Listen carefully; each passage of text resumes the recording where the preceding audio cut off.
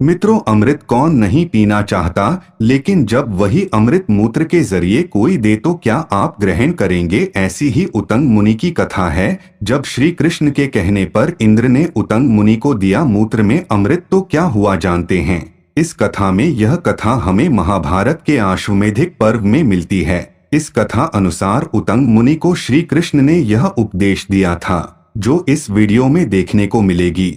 मित्रों, हमारे हिंदू पुराणों और पौराणिक कथाओं में बहुत सी दंत कथाएं मिलती है।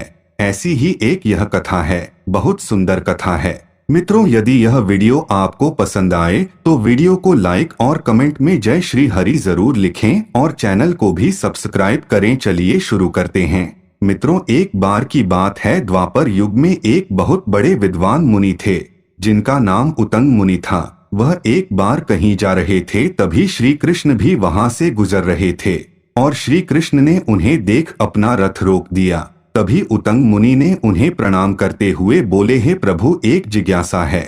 मैं आपका विराट और संपूर्ण रूप देखना चाहता हूँ। तो प्रभु श्री कृष्ण ने अपना विराट रूप उतंग मुनि को दिखाया जो महाभारत के युद्ध में अर्जुन को दिखाया था। यह देख उतंग मुनि धन्य हो गए और श्री कृष्णा से कहा, हे प्रभु, अब आप पुनः श्री कृष्ण के रूप में वापस हो जाएं। मैं आपका यह रूप देखकर धन्य हो गया हूँ। और श्री कृष्ण ने प्रसन्न होकर उतंग मुनि से कहा, हे मुनि, कोई एक वर मांगो, क्या मांगते हो। तब उतंग मुनि ने कहा, हे प्रभु, आप मुझे देना ही चाहते हो तो मुझे इस मरुस्थल भूमि में जल की जिज्ञासा रहती है और इस भूमि पर यह बड़ा ही दुर्लभ है। और श्री कृष्णा समझ गए और तंग मुनि से कहा कि आपकी जब भी पानी की जिज्ञासा होगी आप मेरा स्मरण कर लेना और आपकी यह जिज्ञासा पूरी हो जाएगी। यह कहकर श्री कृष्ण न वहां से चले गए। और जब एक बार उतंग मुनि कहीं जा रहे थे तब उन्हें बड़ी जोरों की जल की प्यास लगी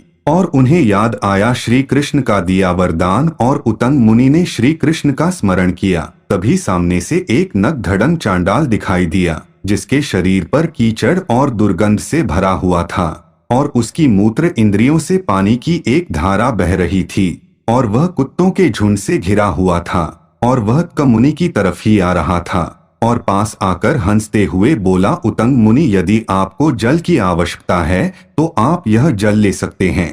और यह सुन उतंग मुनि क्रोधित होकर उस चंडाल को फटकार लगाई और वह चांडाल वहां से अंतर्धान हो गया। यह देख उतंग मुनि मन ही मन बहुत ही लज्जित हुए और मन ही मन यह सोच रहे थे कि श्री कृष्ण ने मेरे साथ धोखा किया है। यह कैसा जल था, यह सोच ही रहे थे कि भगवान श्री कृष्ण वहां प्रकट हो गए। और उतंग मुनि ने कहा है, प्रभु, यह कैसी माया है। आप एक ब्राह्मण को चांडाल के मूत्र का जल देना यह ठीक नहीं था। आपने ऐसा क्यों किया भगवान। तब श्री कृष्ण मधुरता से बोले, हे महर्षि, जिस रूप में आपको जल दिया गया वह उचित था पर आप उसको समझ ना सके। उतंग मुनि अचंभित होकर पूछा, हे द्वारकाधीश, आप मुझे विस्तार से बताइए। तब श्री कृष्ण कहा, हे मुनि, मैंने इंद्र से कहा था कि आप उतंग मुनि को अमृत पान करवाएं और इंद्र ने बार बार यह कहा कि मृत्युलोक में कोई मनुष्य कभी अमर नहीं हो सकता है, इसलिए आप अमृत ना देकर उतंग मुनि को और कोई वर दे दीजिए। और जब मैंने जोर देकर यह बोला कि मुझे उतंग मुनि को अमृत ही देना है तब इंद्र ने कहा, हे प्रभु, जब आपकी यह इच्छा है कि मैं उतंग मुनि को यह अमृत पान कराऊं, लेकिन मेरी भी एक शर्त है, यह अमृत में चांडाल का रूप धारण कर उन्हें प्रदान करूंगा। यदि वह स्वीकार करेंगे तो ठीक है, परंतु यदि उन्होंने यह नहीं स्वीकार किया तो मैं यह अमृत फिर उन्हें नहीं दूंगा। मैं अभी जा रहा हूँ। और इंद्र ने वह चांडाल रूप धारण कर आपके सामने उपस्थित हुए थे और आपको अमृत प्रदान कर रहे थे, परंतु आपने उन्हें डांट लगाकर उन्हें भगा दिया और यह आपके द्वारा भारी भूल हो गई।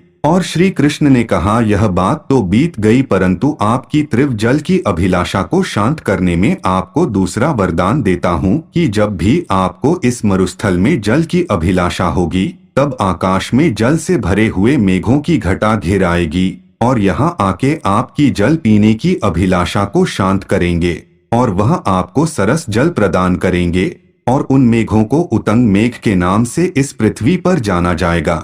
यह सुन उतंग मुनि बहुत प्रसन्न हुए और श्री कृष्ण से कहा है, भगवान आपकी लीला निराली है।